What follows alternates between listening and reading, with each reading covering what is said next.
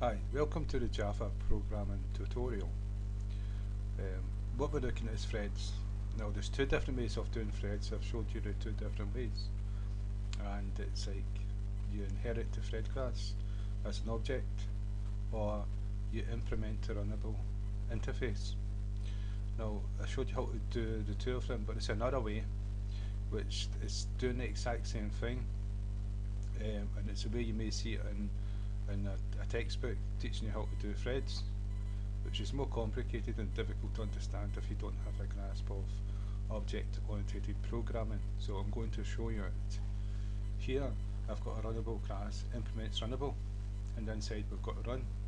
Here we've got like a class which extends thread and implements runnable. And so what we've got here is main, and we've created an instance of runnable, and then we created a thread and we passed the instance of runnable to the thread. Now, and inside the runnable is the run method, and inside thread is the run method as well. So what I'm going to show you, I'm going to take all this away and show you the other way of doing it, which is the exact same way, but you might the reason why I'm doing this, you might see this in a textbook, and if you've not got a grasp of object-oriented programming, it could blow your mind away and you not know what's happening or going on. And so this is why I'm showing it this way. And so the first one is implementing runnable, and so we're going to make an instance of this class. And no, we're not going to do that. I'll show you. The difference here is what we're going to do is we're going to create the thread, and we've got T, just T, new thread,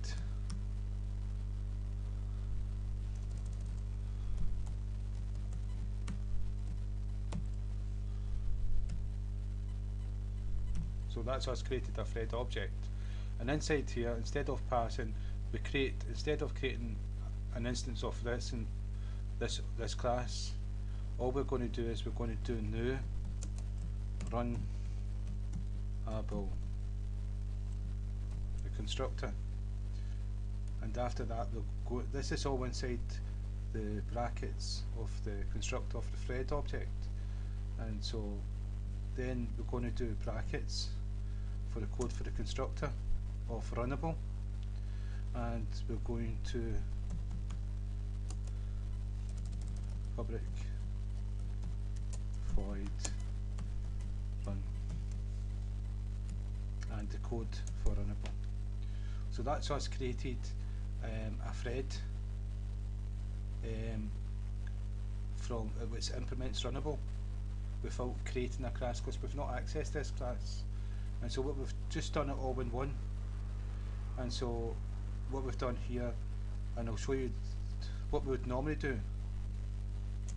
What we would normally do is runnable class,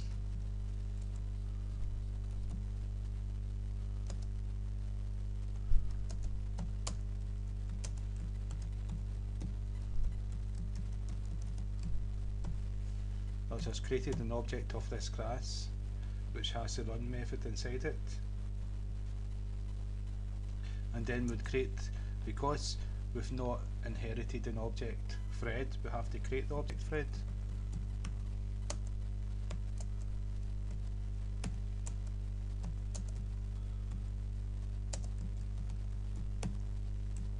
And inside the thread object we put the instance of the runnable class,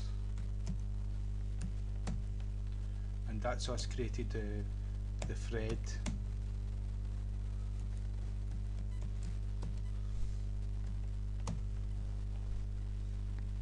so that's us created the thread.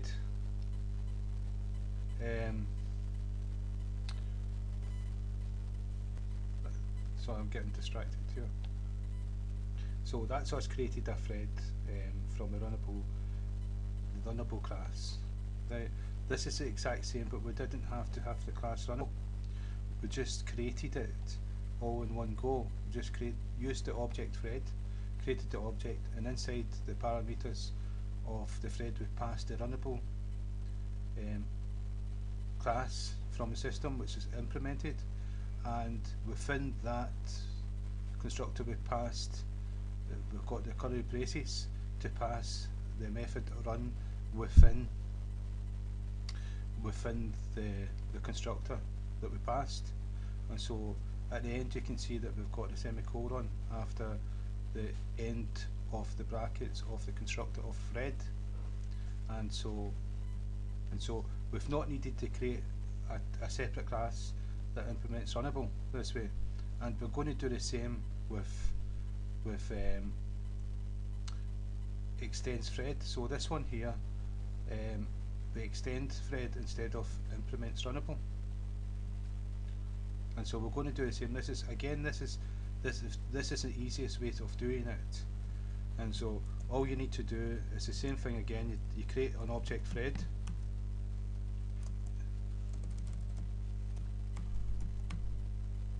and new thread, and that's a constructor of thread, and inside here we're going to pass the run method to it.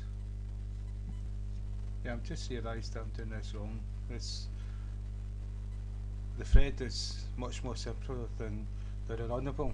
The Runnable you have to pass it as an argument, and just like there, and inside that argument is the run method.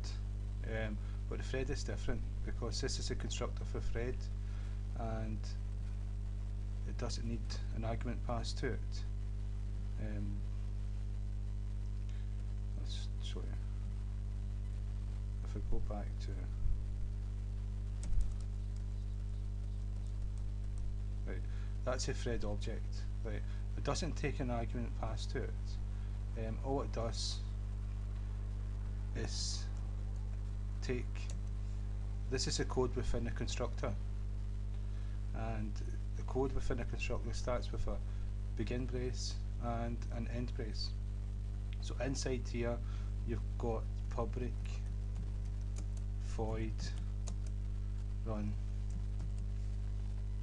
and then you define the code with the start brace and an end brace inside run. So whatever code you got in here is going to be the code that's executed in this thread. Now this is us created a thread without actually making a thread class, a class that extends thread. So you can do it. That's another way of doing it. But to really understand this, when you see it in a textbook, you already have to be able to grasp the concept of object-oriented programming, and firstly see the objects getting put here, passed here, methods getting overloaded from constructors and methods and all the rest of it. And so this is where you may see it in a textbook. So that's the reason why I'm showing it. There are two different ways of doing it this way, so that you can see it, and so if you do see it in a textbook, you'll understand what's happening. So again, thank you for your time. If that's helped at least one person, then I've done my job. That's what I want to do. Right, thanks very much.